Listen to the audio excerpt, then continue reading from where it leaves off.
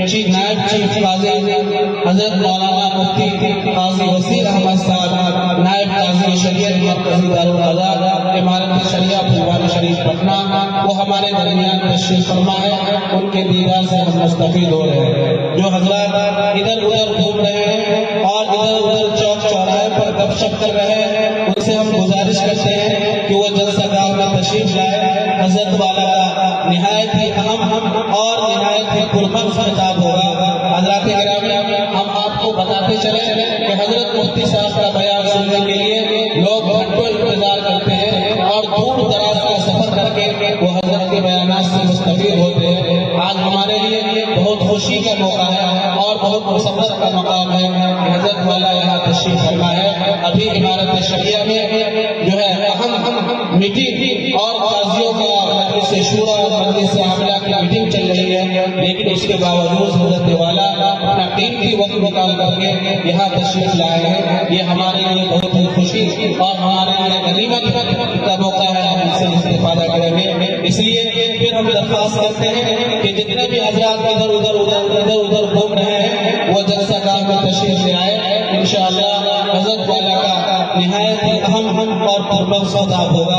تو آئیے ہم نہایت ہی ادب و احترام کے ساتھ کروڑوں کے مجمع کو سنجیدگی رکھنے والا حبیب، ایوان باطن میں زلزلہ برپا کر دینے والا خطیب، شعلہ بار خطیب، بے باک خطیب، مقرر شعلہ بیان، مقرر شعری بیان، مفسر قرآن اور علم حدیث کے ماہر اور فقہ و فتاوی کے ماہر حضرت مولانا مفتی قاضی وسیع احمد صاحب نائب قاضی شریعت مرکزی دارالقضا امارت شریعہ پھلوان شریف پٹنہ سے نہایت ہی ادب و احترام کے ساتھ گزارش کرتے ہیں کہ حضرت والا تشریف لائے اور اپنے پرمغز خطاب سے ہم سامعین کو محفوظ فرمائیں۔ السلام علیکم ورحمۃ اللہ وبرکاتہ۔ الحمد للہ رب العالمین، والصلاة والسلام على سيد المرسلين وعلى آله وصحبه أجمعين، أما بعد، أعوذ بالله من الشيطان الرجيم، بسم الله الرحمن الرحيم، قل يا أهل الكتاب تعالوا إلى كلمة سواء بيننا وبينكم ألا نعبد إلا الله ولا نشرك به شيئا ولا يتخذ بعضنا بعضا أربابا من دون الله۔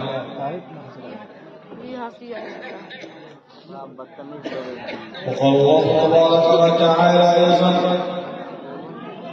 يا أيها النبي إنا أرسلناك شاهدا ومبشرا ونذيرا وداعيا إلى الله بإذنه وسراجا منيرا، صدق الله العظيم۔ اسٹیج پر تشریف فرما اس اجلاس کے صدر عالی قدر جناب حضرت مولانا مفتی نذر الباری صاحب ندوی، مدرسہ رحمانیہ سپول کے قاضی شریعت جناب حضرت مولانا مفتی عبدالشاہد صاحب قاسمی، شعراء کرام، ہمارے جناب مولانا عبدالجبار کریمی صاحب اور فعال نوجوان نقیب اجلاس،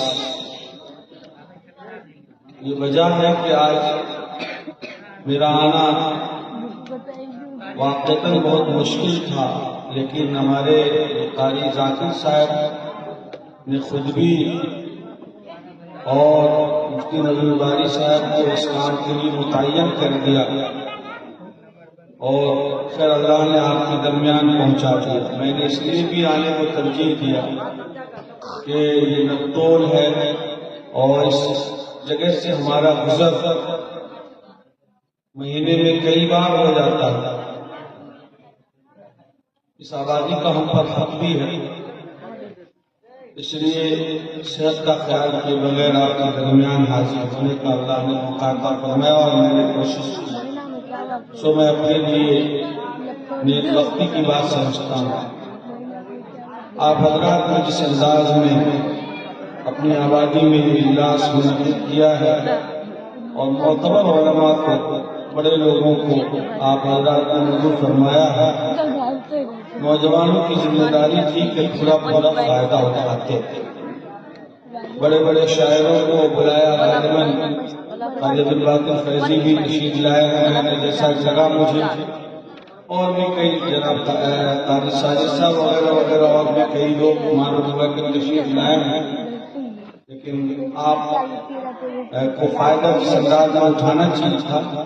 شاید نوجوان کم ہیں ان دنوں گاؤں میں، یا یہی آبادی ہے مجھے پتہ نہیں، بہرحال افراد کم ہو یا زیادہ ہو، اللہ تعالی علماء کے آنے کو اس آبادی کے لیے خیر کا، رحمت کا اور برکت کا ذریعہ بنائے، اور اللہ تعالی جو نیک علماء آپ کے یہاں تشریف لائے ہیں، مولانا محمود حسن صاحب بھی تشریف رکھتے ہیں، وہ آپ کے درمیان آئیں گے، تو ان حضرات کے آنے کو اللہ تعالی قبول فرمائے۔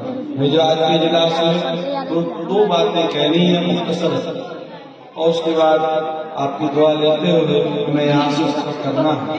پہلی بات تو یہ ہے کہ ہم سب مسلمان ہیں، اور مسلمان ہونے کا مطلب یہ ہے کہ ہمارے درمیان کوئی تفریق نہیں ہونی چاہیے۔ ہم بارہا یہ بات کہتے ہیں اور آج پھر آپ کے درمیان کہہ رہے ہیں کہ ہمارے درمیان کوئی برادری نہیں ہے، ہمارے درمیان کوئی برادری نہیں ہے، نہ ہم میں کوئی شیخ ہے، نہ سید ہے، نہ انصاری ہے، نہ رائے ہے، نہ منصوری ہے، نہ خان ہے، نہ پٹھان ہے، نہ ہمارے درمیان کوئی مسلک کا اختلاف ہونا چاہیے۔ ہم سب کچھ نہیں ہیں، صرف اور صرف غلامان مصطفیٰ اور سبحان اللہ، کچھ نہیں ہونا چاہیے کہ میں یہ ہوں اور تم وہ ہو۔ مسلک، برادری، رنگ، نسل، زبان کے تمام اختلافات کو جوتے تلے رون اور کلمہ طیبہ لا الہ الا اللہ محمد رسول اللہ کی بنیاد پر ایک بن جاؤ اور ایک بن کر رہو۔ عجیب بات، دنیا چاند پر پہنچ گئی، لوگ آسمان پہ کمندے ڈال رہے ہیں، اور یہ مسلمان بدقسمتی ہے کہ آج تک اپنے آپ کو مسلک کے جھگڑے سے باہر نہیں کرتا۔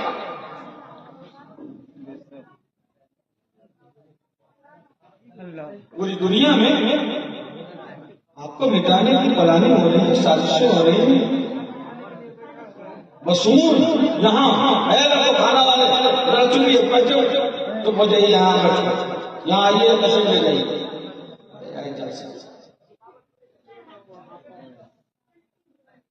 سب آپ کو مٹانے کے لیے، اور یہ مسلمان الگ الگ ڈبلو بجا رہے ہیں، ان کا اختلاف معلوم ہے، مسلکوں کا اختلاف، اور یہاں مانیں گے، ہم یہاں مانیں گے۔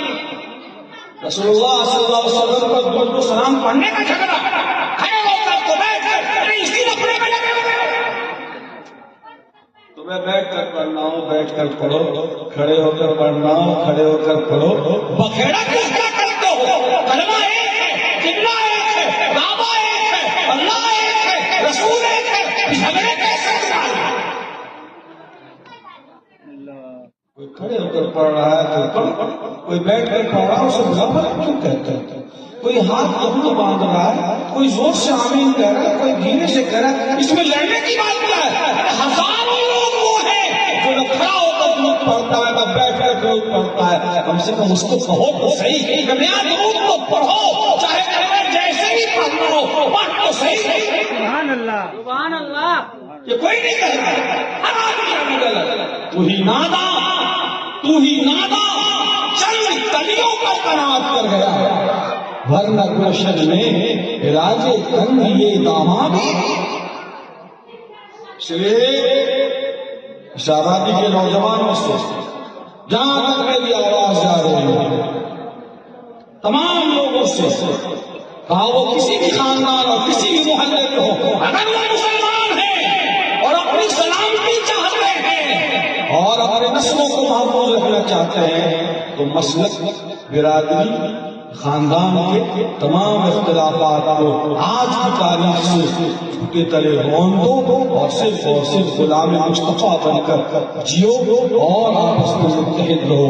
لوگوں، یہ جو اختلافات ہیں یہ شریعت میں جائز اور ناجائز کا نہیں ہے، یہ صرف بہتر اور غیر بہتر کا اختلاف ہے کہ یہ اچھا ہے کہ یہ اچھا ہے۔ کون کہتا ہے کہ رسول اللہ صلی اللہ علیہ وسلم ایسے یا ویسے کرنا؟ کبھی جیسے کرنا ہو تو صحیح، لیکن اس کو جھگڑے کا ذریعہ کیوں بناتا تم؟ کہ بھائی یہ مسجد کس کی ہے؟ تو یہ مسجد شیخ سعودی کی ہے، یہ مسجد رائے برادری کی ہے، یہ مسجد کا یہ اہل حدیث کی مسجد، یہ مسجد جماعت سنیوں کی مسجد ہے، یہ مسجد دیوبندیوں کی ہے، یہ مسجد کس کی ہے؟ بریلویوں کی مسجد۔ یہ تو فلاں اور وہاں کی مسجد ہوئی، اللہ کی بھی مسجد کوئی ہے؟ کہا بھائی معاف کیجیے گا، اللہ کی کوئی مسجد تھی؟ افسوس ہم نے اللہ کے گھر پر عبادت کو تقسیم کر دیا۔ نہیں، اللہ کا نام لینے کی آزادی ہر ایک کو ہے، تو جیسے جو لینے تو اس کو جھگڑے کا ذریعہ بناؤ، کافر بنانے کی مشین نکال کے یہ بھی کافر وہ بھی کافر مہر لگاتے جاؤ، قریب تمہیں بنا لینا۔ مسلمان تو کسی کو بنا نہیں سکے، کافر سب کو بنا رہا۔ یاد رکھو، جو لوگ موجودہ حالات میں مسلمانوں کو مسلک کی بنیاد پر، برادری کی بنیاد پر بانٹ رہے ہیں، وہ قوم کے بھی غدار ہیں اور وہ اپنی نسل سے بھی غدار ہیں۔ ایسے لوگ چاہے وہ کہیں کسی بھی جماعت مسلک میں ہوں، آپ سمجھ جائیے یہ توڑنے والا، فتنہ پیدا کرنے والا ہے جو مسلمانوں میں دماغیں ڈال رہا ہے۔ اختلاف تو ائمہ کے درمیان بھی ہے، 4 امام ہیں، سیدنا امام ابو اعظم ابو حنیفہ رحمۃ اللہ علیہ، حضرت امام مالک رحمۃ اللہ علیہ، حضرت امام شافعی رحمۃ اللہ علیہ، حضرت امام احمد بن حنبل رحمۃ اللہ علیہ۔ ہر ایک امام کے مسلک الگ الگ ہیں، لیکن سبھی ہم پر ہیں۔ اس نے کہا کہ بنا مسلک پہ عمل کرنا حرام ہے؟ نہیں، جائز یا ناجائز کا اختلاف نہیں ہے، اولا اور غیر اولا کا ہی اختلاف۔ پہلی بات آج کے جلسے میں یہ ہے کہ ہم اتحاد پیدا کریں گے، انشاءاللہ کریں گے۔ دوسرا آدمی بھاگ رہا ہے، ہمارا دل ٹھیک ہونا چاہیے، ہم اس کے ذمہ دار ہیں، ہم امت دعوت ہیں، ہم دوسرے کے مکلف نہیں ہیں، ہم اپنی نفس کے مکلف ہیں، اپنی ذات کے مکلف ہیں اور اپنے نوجوانوں اور عزیزوں کی زندگی کے مکلف ہیں۔ ہم ان پر محنت کریں گے اور نفرتوں سے ہٹ کر ہم تو مسلک کی بنیاد پر اور برادری کی بنیاد پر کوئی دیوار کھڑی نہیں کریں گے، انشاءاللہ کریں گے انشاءاللہ ایسا۔ یہ پہلا پیغام ہوا۔ دوسری بات یہ ہے کہ ضرورت ہے اخلاق کی، ضرورت ہے کردار کی، ضرورت ہے اپنے آپ کو اخلاق نبوی سے مزین کرنے کی۔ رسول اللہ صلی اللہ علیہ وسلم کے جو اوصاف و کمالات ہیں ان کو اپنانے کی فرمایا آقا و مولا جناب محمد رسول اللہ صلی اللہ علیہ وسلم نے اکرم الضیوف ولو کان کافرا، تم اپنے مہمانوں کا اکرام کرو اگرچہ وہ کافر ہی کیوں ہو۔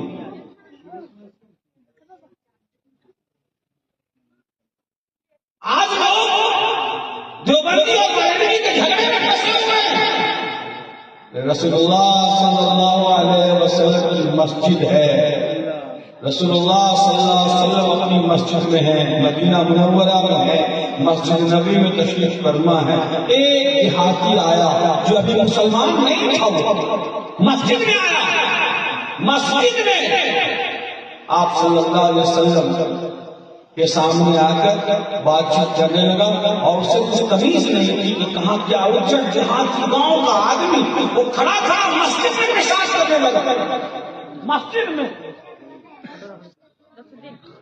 صحابہ لگتے بھئی یہ کیا کر رہا ہے بیوقوف آدمی جو ہے مسجد میں کھڑا کر قربان جائیے. آقا و مولا جناب محمد رسول اللہ صلی اللہ علیہ وسلم پر آپ کو ساری انسانوں کی ساری انسانیت کے لیے رسول بنا کر بھیجے گئے تھے. آپ صرف مسلمانوں کے لیے نہیں آئے تھے, آپ صرف عرب والوں کے لیے نہیں آئے, آپ صرف ہندوستانی اور پاکستانی اور بنگلہ دیشیوں کے لیے نہیں آئے تھے, آپ پوری کائنات یونیورس آسمان کے لیے بھی, زمین کے لیے بھی, سمندر کے لیے بھی, شجر کے لیے بھی, حجر کے لیے بھی, آسمان و زمین میں جتنی مخلوقات ہے آپ سبوں کے لیے نبی رحمت بنا کر بھیجے گئے. اللہ تعالیٰ نے فرمایا وما ارسلناک الا رحمۃ للعالمین, آپ کو سبوں کے لیے رحمت بنا کر بھیجے گئے ہیں, آپ سے مسلمانوں کے لیے نہیں. برابر محمد صلی اللہ علیہ وسلم کے سامنے وہ آدمی آپ کی مسجد میں کھڑا ہو کر مسلمان نہیں تھا, وہ حالت کفر میں تھا, اللہ کے رسول کو ان کی محتاج اور میسنجر آف گاڈ نہیں مان رہا تھا. کہتے محمد ہیں, ان کا نام ہے, اور وہ تو کفر میں تھا. وہ کھڑا کھڑا پیشاب کر صحابہ لگتے. آقا نے فرمایا مہ عربی کا لفظ ہے, رکو رکو رکو کچھ مت کرو, وہ آدمی پورے طبیعت سے جب پیشاب سے فارغ ہو گیا. اور سے سنو لڑکو, آقا صلی اللہ علیہ وسلم نے پیار سے فرمایا کہ بھائی یہ مسجد ہے, یہ عبادت کی جگہ ہے, یہ پوجا کی جگہ ہے, یہ پرارتھنا کی جگہ ہے, یہ پیشاب کی جگہ ہے. سمجھا دیا پیار سے, اور کچھ نے کہا. بعد میں صحابہ کو فرمایا کس کی صفائی کرو.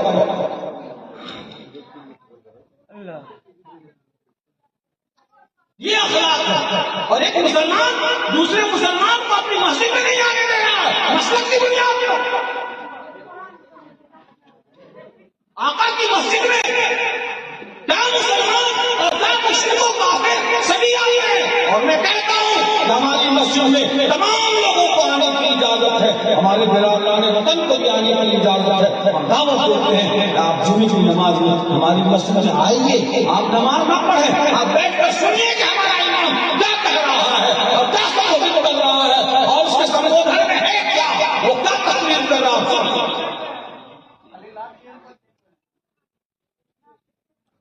یہ اخلاق پیدا کیجیے. مسجدوں میں جانے سے نہیں, یہ حضور کی سنت. آقا و جناب محمد. اور میں نبدول کے رہنے والے تمام نوجوانوں اور بزرگوں سے کہوں گا کہ بحیثیت مانوتا اور انسانیت ہمارے تمام بھائی پاکن کی ہو, چاہے پاسوان کی ہو, چاہے جادہ کی ہو, چاہے فلاں ہو, سب ہمارے بھائی. ہمیشہ کے ناطے سبوں سے تعلق رکھیں گے اور اخلاق پیش کریں گے. ان کا بچہ میرا بچہ, ان کا باپ میرے باپ کی طرح آدر اور سمان کا مستحق ہے. میں آپ کو ابھی بتاتا چلو کہ رسول اللہ صلی اللہ علیہ وسلم کے پاس ایک یہودی شخص آیا اور وہ آپ کے یہاں مہمان بنا. یہودی کتنا بڑا رسول اللہ صلی اللہ علیہ وسلم نے کھلایا پلایا اور اپنے بستر پر سلایا. اتفاق سے رات میں اس کی طبیعت خراب ہوئی اور بستر کو گندا. اب اس ڈر سے کہ بستر کو گندا ہو گیا ہے, میں کیسے سوں, چپ چاپ اپنا سامان چھوڑ کر بھاگ جاتا. صبح رسول اللہ صلی اللہ علیہ وسلم نے جب اس مہمان کو بستر پر نہیں پایا تو آپ نے تلاشوایا, تلاشا, وہ مہمان کو نکل گیا تھا. ہمارے خوف کے ڈر کے بھئی یہ کام ہو گیا ہے, بستر پہ ہی اس کو مطلب بستر خراب ہو گیا, پھر خراب ہو گیا. چلا رسول اللہ صلی اللہ علیہ وسلم قربان جائیے, ہم سب اس کے امتی ہیں. کیسا ہمارا نبی کیا پیغام دیا؟ رسول اللہ صلی اللہ علیہ وسلم اپنے ہاتھ سے اس بستر کو صاف کر دیا. وہ آدمی اس کو یاد آیا کہ میں اپنا قیمتی سامان چھوڑ رہا ہوں. اب وہ بھی پلٹا وہاں لوٹ کے آیا، ٹھٹک کر دیکھ رہا ہے، کھڑا دیکھ رہا ہے کہ محمد صلی اللہ علیہ وسلم اپنے ہاتھوں سے، ان ہاتھوں سے ایک سونی سے ایک بار اشارہ کیا کہ چاند اور ٹکڑے میں تقسیم ہو گیا. سونی ایک اشارے سے سونی کے کوڑے سے پانی کے چشمے جاری ہو جائیں، اور جس مٹھی میں مٹی اٹھا کر غزوہ بدر میں دشمنوں کی طرف یوں پھینک دیا ایک چیز، تو تمام لوگ حیران اور پریشان ہو گئے اور سب کی آنکھیں پھیلا گئی. ہزاروں لوگوں کی آنکھیں ایک مٹھی مٹی سے. قرآن نے کہا وما رمیت اذ رمیت ولکن اللہ رمی. اے میرے حبیب آپ نے تھوڑی پھینکا تھا، وہ تو ہم نے پھینکا تھا. ہاتھ آپ کا تھا، طاقت ہماری. اس مبارک ہاتھ سے آپ گندگی کو صاف. اس نے دیکھا تو کہا، پلٹے تو دیکھا رہے کوئی مہمان کھڑا ہے. مہمان نے کہا کیا آپ اپنے ہاتھوں سے صاف کر؟ آپ کے تو ایسے ساتھی ہیں کہ آپ کے چشموں آپ کے آنکھ کے اشارے پر جان دینے کو ثابت سمجھتے ہیں. آپ کے بولنے سے پہلے لپک لپک کر کام کرتے ہیں. آپ کے جنبشے لب پر، ہونٹ کی حرکت پر وہ قربان ہونے کو تیار ہیں، اور آپ خود سے صاف کر رہے ہیں. کسی کو کہہ دیا ہوگا انہوں نے صاف کر دیا، آپ کر رہے ہیں. قربان جائیے، جواب سنیے. فرمایا محسن انسانیت جناب محمد رسول اللہ صلی اللہ علیہ وسلم نے کہے بھائی میں بے شک کسی کو بھی کہتا صفائی ہو جاتی، لیکن میں اپنے ہاتھ سے اس لیے صاف کر رہا ہوں کہ مجھے مناسب نہیں لگا کہ میرے مہمان کا راز اور میرے مہمان کا عیب کسی دوسرے ساتھی پر ظاہر کرے. میرے مہمان کا عیب ظاہر ہو جائے یہ بھی مجھے گوارا نہیں ہے. اس میں میرے مہمان کی توہین ہے، اس لیے میں نے خود ہی سے صاف کرنا مناسب سمجھا کہ تمہارا عیب دوسرے کو نہ معلوم ہو جائے کہ تم نے یہ حرکت کی ہے. اور آقا نے فرمایا من ستر مسلم سترہ اللہ یوم القیامہ. آقا کی حدیث ہے کہ جس نے کسی مسلمان کے عیب پر پردہ ڈالا اللہ قیامت کے دن اس کے عیب پر پردہ ڈالا. وہ آدمی کہنے لگا، اب وہ گیا نہیں. آقا صلی اللہ علیہ وسلم نے کوئی تیرا سامان رہ گیا چلے اور جا کر اب میں اس دربار سے جانے والا نہیں ہوں. اب تو میں اس دربار کا مختار ہو چکا ہوں، اب میں اسی در پہ رہوں گا. آپ مجھے بھی اپنے دین میں داخل فرمائیے اور مجھے بھی اپنا پیارا سا کلمہ طیبہ لا الہ الا اللہ محمد رسول اللہ پڑھا دیجیے، اور آپ ہمیں اپنا خادم بنا لیجیے. اور وہ شخص فوراً مسلمان ہو گیا. یہ ہے اخلاق آپ کا.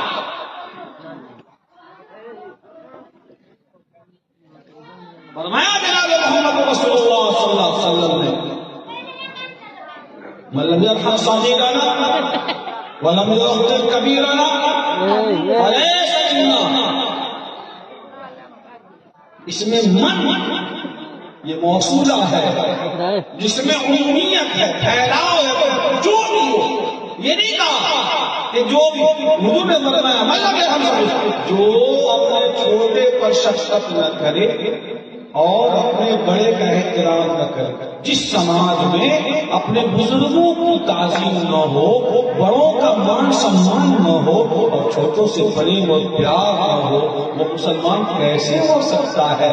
وہ مسلمانوں کا سماج اور مسلم معاشرہ نہیں ہو سکتا. اس میں کہا گیا جو بھی شخص ہو اگر وہ چھوٹا ہے وہ شفقت کے لائق ہے، چاہے وہ جہازی کا پوتا ہو، پاٹھک جی کا بیٹا ہو، پاسوان جی کا ناتی ہو. وہ ایسے ہی ہے جیسے میرا بیٹا میرا پوتا، ویسے اس برادر وطن ہمارے ہندو بھائی کا بھی ہوتا ہے. اس لیے کہ وہ بچہ ہے تو ہماری محبت کا حقدار ہے. یہی اسلام کہتا ہے اور یہی پروفیٹ محمد صلی اللہ علیہ وسلم کا سندیش ہے اور یہی اسلام کہتا ہے. بڑا ہے سماج کا، چاہے وہ میرا چچا ہے، میرا دادا ہے، اسی طریقے سے اگر کوئی غیر مسلم بھائی ہے، برادران وطن میں سے کوئی اس عمر کا ہے تو وہی ہمارے چچا کی طرح، بھائی کی طرح اور دادا کی طرح سمان اور عادت کا حقدار ہے۔ مسلمانوں کا معاشرہ، مسلم سماج اس کو وہی حق دے گا۔ اس لیے حضور نے فرمایا جس سماج میں بڑوں کی قدر نہ ہو، بڑوں کا احترام نہ ہو اور چھوٹوں پر شفقت نہ ہو، وہ سماج اسلامی سماج نہیں ہے۔ تو میرے بھائیوں، اخلاق کو عام کیجیے اور یہ ثابت کیجیے کہ ہم مسلمان ہیں۔ اپنے آپ کو مکس مت کرو۔ نوجوانوں، تم یہ بتاؤ کہ مسلمان ہیں۔ ہمارا کردار، ہمارا اخلاق، ہماری زبان، ہماری آنکھ، ہمارا ہاتھ، ہمارا پاؤں، ہماری رفتار، ہمارا گفتار، ہمارے سوچنے کا انداز، ہمارے سمجھنے کا معیار اسلامی ہونا چاہیے۔ ایسا نہیں ہے ایک مسلمان ہو وہ بھی شرابی ہے، وہ بھی قہوہ پی رہا ہے، وہ بھی دارو پی رہا ہے، وہ بھی جوا کھیل رہا ہے، وہ بھی کیا کہے گا کہ کیا مسلمان نہیں ہوتا ہے جو دارو نہیں پیتا؟ مسلمان نہیں ہوتا ہے جو شراب نہیں پیتا؟ مسلمان نہیں ہوتا ہے؟ نہیں، ایک مسلمان اور شرابی ہو، ایک مسلمان اور جوہری ہو، ایک مسلمان اور نشہ باز ہو، ایک مسلمان اور دھوکے باز ہو، ایک مسلمان اور بدکار ہو، ایسا نہیں ہو سکتا۔ یا تو مسلمان ہوگا تو بدکار نہیں ہوگا، جو بدکار ہوگا مسلمان نہیں ہوگا، جو شرابی ہوگا مسلمان نہیں ہو سکتا، جو مسلمان ہوگا وہ شرابی نہیں ہو سکتا، جو جواری ہوگا مسلمان نہیں ہوگا، جو مسلمان ہوگا وہ جواری نہیں ہو سکتا۔ یاد رکھیں، اپنے آپ کو کلین کرو۔ کیا ہو گیا بھائی؟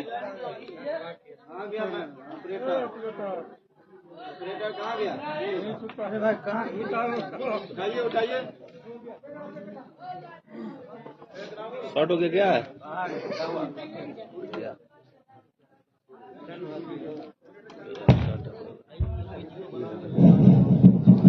اس لیے میں نوجوانوں سے کہوں گا یہ ثابت کرو کہ ہم مسلمان ہیں۔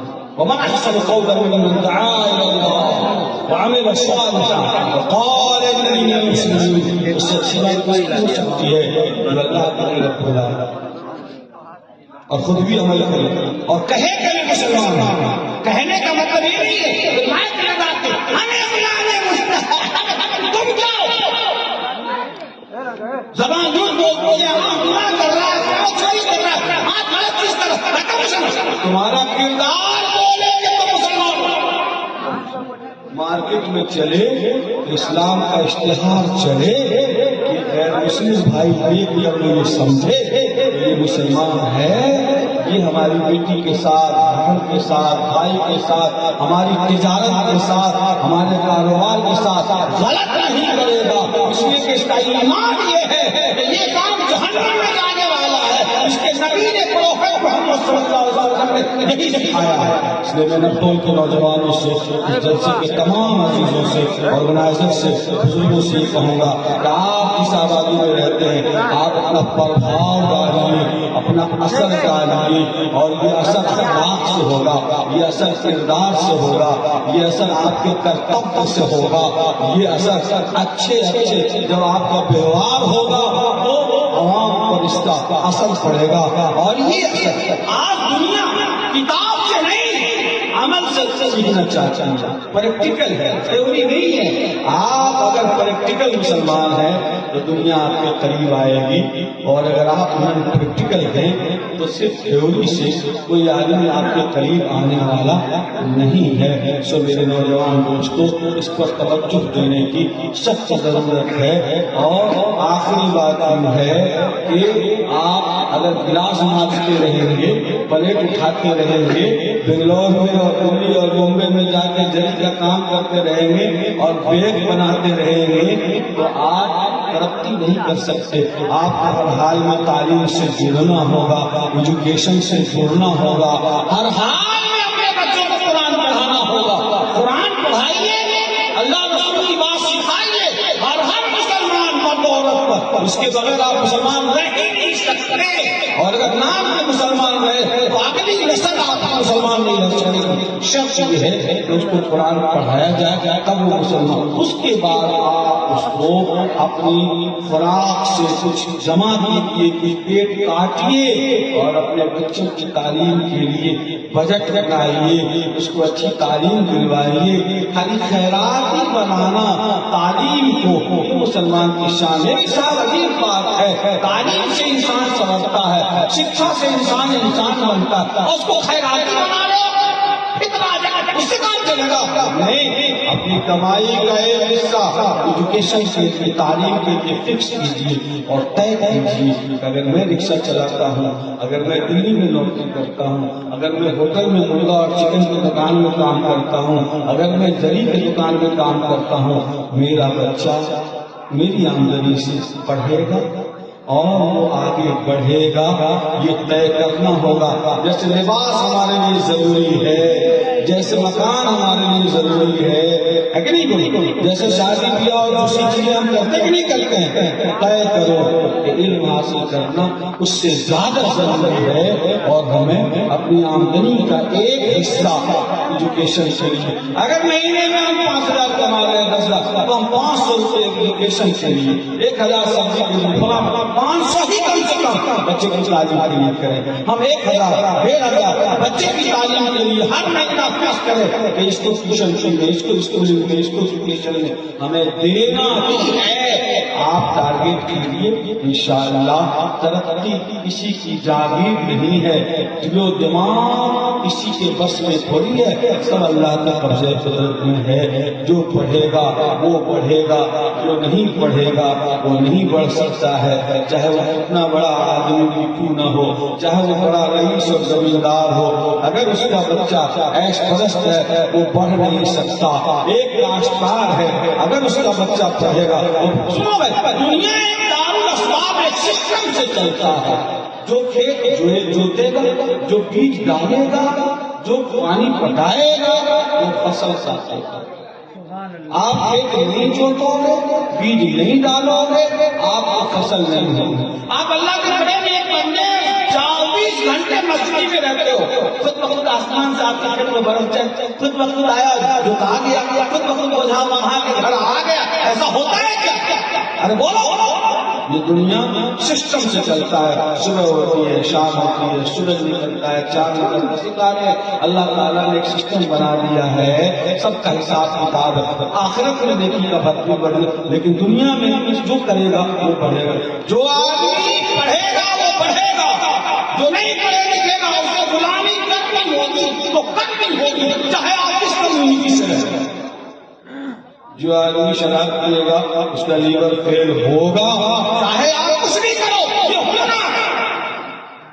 جو آدمی اپنے ماں باپ کو بڑھاپے میں ستائے گا اس کو بھی اس کے بچے بڑھاپے میں دھکے مار کر گھر سے نکالیں گے، اور یہ ہو کر یہ سب جو دوسرے کی بہن بیٹیوں پر غلط نگاہ ڈالے گا، اللہ کا ضابطہ یہ ہے کہ اس کی بہن بیٹی پر بھی کوئی نہ کوئی غلط نگاہ ڈالے گا، اور یہ ہو کر رہے گا۔ میری بات کو یقین نہ آئے تو محلہ ٹولہ میں سروے کرو اور دیکھیں، برائی کری کے ساتھ بدلا ہے، دنیا میں بھی ہونا ہے۔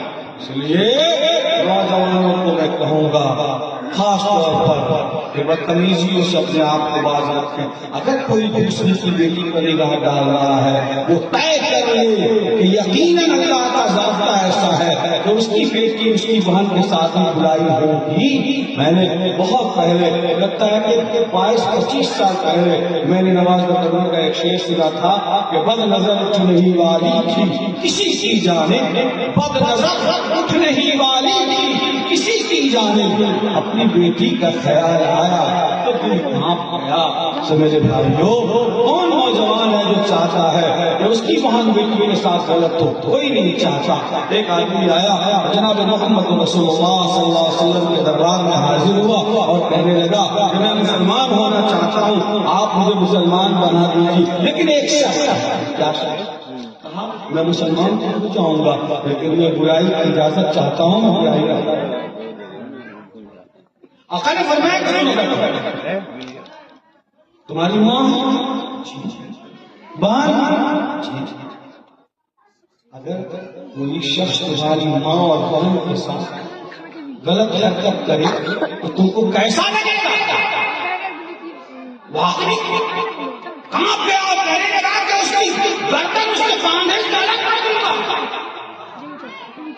قربان جاری جلال محمد رسول اللہ صلی اللہ علیہ وسلم آپ نے فرمایا کہ بیٹھو، تم جس کسی سے بھی برائی کرو گے وہ بھی تو کسی کی ماں ہے، وہ بھی تو کسی کی بہن ہے، وہ بھی تو کسی کی بیٹی ہے۔ جب تم اپنی بہن بیٹی کے ساتھ برائی پسند نہیں کرتے ہو تو کیسے دوسرے کی بہن بیٹی کے ساتھ برائی کا ارادہ رکھتے ہو؟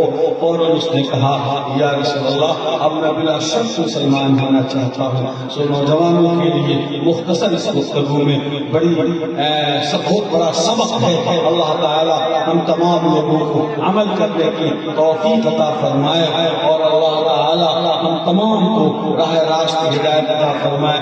اس وقت میرے پاس مجبوری بہت ہے کہ میں اس سے زیادہ آپ کو وقت دے نہیں سکتا، میں معذور ہوں۔ اللہ نے چاہا کسی موقع پر آپ لوگ محنت کریں اور مدرسے پر کھڑا کرتے ہیں بچوں کی دینی تعلیم کے لیے، تو میں انشاءاللہ کسی دوسرے موقع سے لیکن ذوق و شوق کے ساتھ اگر آپ خود بیٹھیں گے اور ہماری بہنوں کو اٹھائیں گے تو ہم انشاءاللہ اس تفصیل کے ساتھ آپ کے درمیان بات رکھیں گے۔ اللہ تعالیٰ انہی چند باتوں کو قبول فرما لے اور ہم سبوں کو عمل کی توفیق عطا فرمائے۔ ایک بار میں پھر نقدول کے تمام نوجوانوں بزرگوں کا شکریہ ادا کرتے ہوئے خاص طور پر جناب قاری ذاکر صاحب کو میں مبارکباد پیش کرتا ہوں کہ ایسی آبادی میں آپ اچھی خدمت کرنے کا ارادہ رکھتے ہیں اور لوگوں کو دین کی طرف مائل کرنے کے لیے تدبیریں کر رہے ہیں۔ اللہ آپ کو ثواب علمی عطا فرمائے اور اللہ تعالیٰ خلوص کے ساتھ خدمت کرنے کی توفیق عطا فرمائے۔ آپ نے مجھ گناہگار کو اس لائق سمجھا اور یہاں آپ نے قبول فرمایا، اس کے لیے میں آپ کا شکر گزار ہوں اور اللہ سے دعا گو ہوں کہ اللہ تعالیٰ ہم تمام کی مغفرت فرمائے۔ وآخر دعوانا الحمدللہ رب العالمین۔ خدا تجھے کسی طوفان سے آشنا کر دے کہ تیرے بحر کے موجوں میں اضطراب نہیں، تجھے کتاب سے ممکن نہیں فراغ تو کتاب خواندے مگر صاحب کتاب نہیں۔ جزاک اللہ۔